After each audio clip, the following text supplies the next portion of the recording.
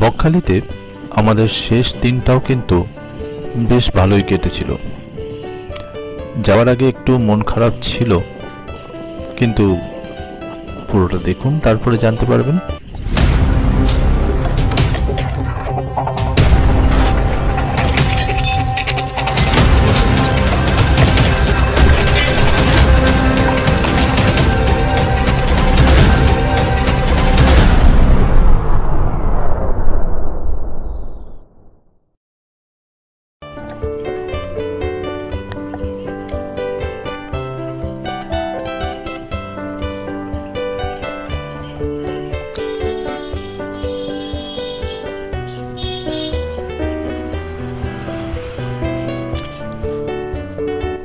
শুরু করছি আমাদের বকখালি ভ্রমণের ডায়েরি, বকখালি ডায়েরিজের শেষ ভাগ। আমাদের অন্তিম দিনটা শুরু হয়েছিল এত সুন্দর একটি সূর্যোদয়ের দৃশ্য দিয়ে।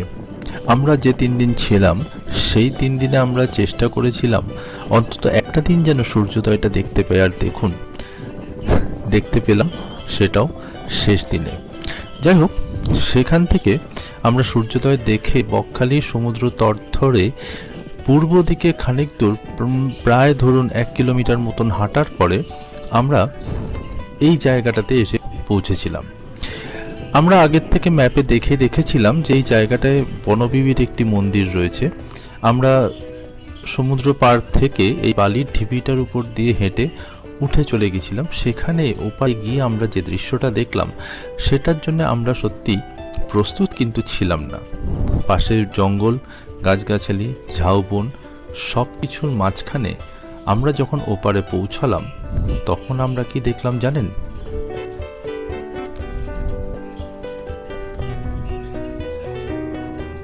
আমরা দেখতে পেলাম যে ওপারে একটা সুন্দরভাবে সাজানো মন্দির রয়েছে।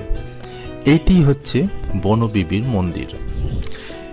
জায়গাটি যদি সঠিক দিকদর্শন করতে হয় তাহলে বলতে হবে ম্যাপে এটা দেখাচ্ছিল ফ্রেডরিক আইল্যান্ডের ঠিক পিছন দিকটায়। যদিও ফ্রেডরিক আইল্যান্ডটা ঠিক কোথায় আমরা জানি না বা বুঝতে পারিনি, কিন্তু এই জায়গাটা এতটাই নিঝুম ছিল, নিস্তব্ধ ছিল, শান্ত একটা পরিবেশ ছিল, দেখে খানিকক্ষণ থাকার ইচ্ছা করেই, কিন্তু এতটা নিস্তব্ধতাও কোথাও হয়তো গা ছমছমে একটা ভাব নিয়ে আসে।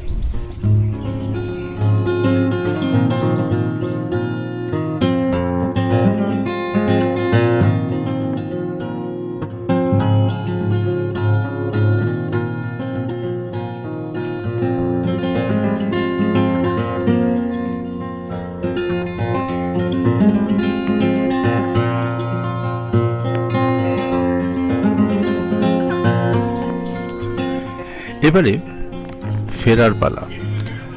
ঘড়িতে সময় তখন বেজেছিল ঠিক সকাল 6:30 কি 6:45 মাঝখানে কোথাও একটা।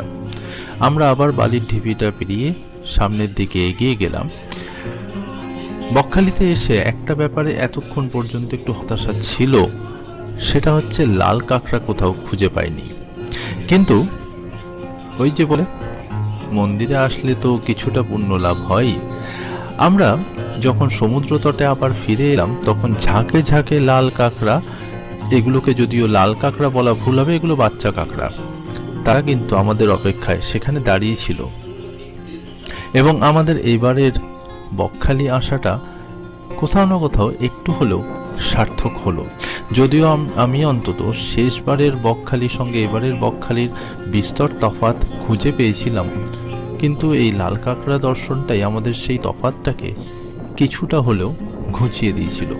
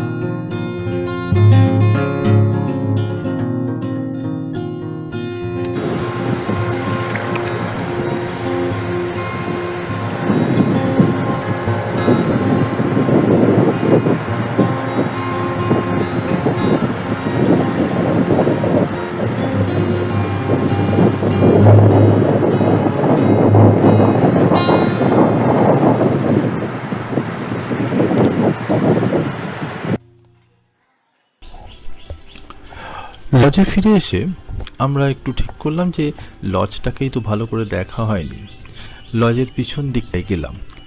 সেখানে যদিও বিশেষ বর্ণনা করার মতন কিছু ছিল না, শুধু একটি খাঁচার মধ্যে কিছু টিয়া পাখি ছিল, সাদা সবুজ। আর যেটা ছিল সেটা ছিল লজের সামনের দিকটায় সাজানো একটা সুন্দর বাগান।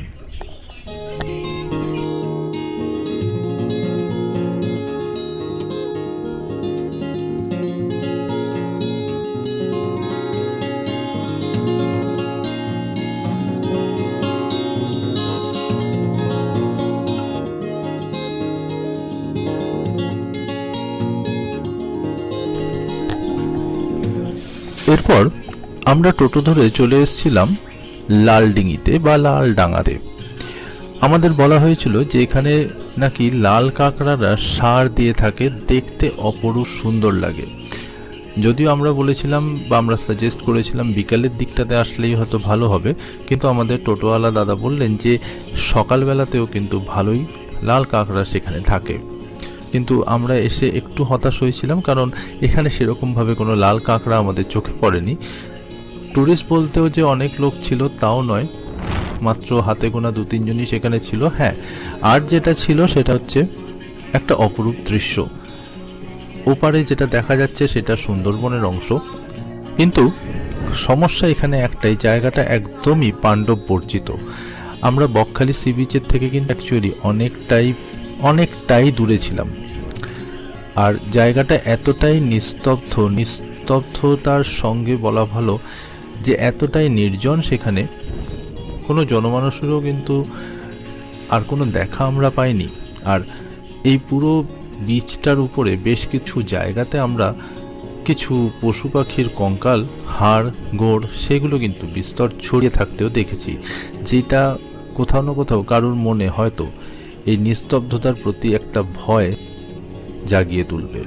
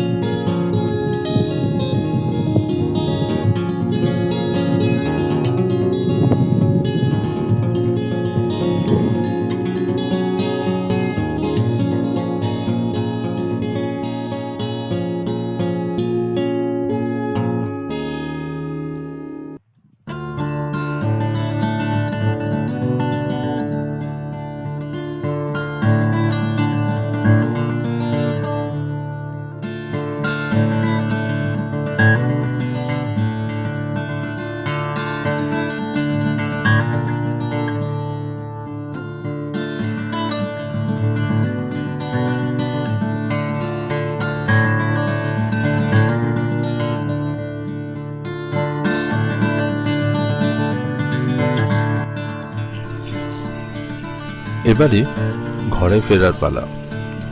আবার কবে আসবো জানি না, তবে এই যে এবারের ভ্রমণে যা যা দেখলাম সেটা একটা অপরূপ স্মৃতি হিসাবে কিন্তু থেকেই যাবে।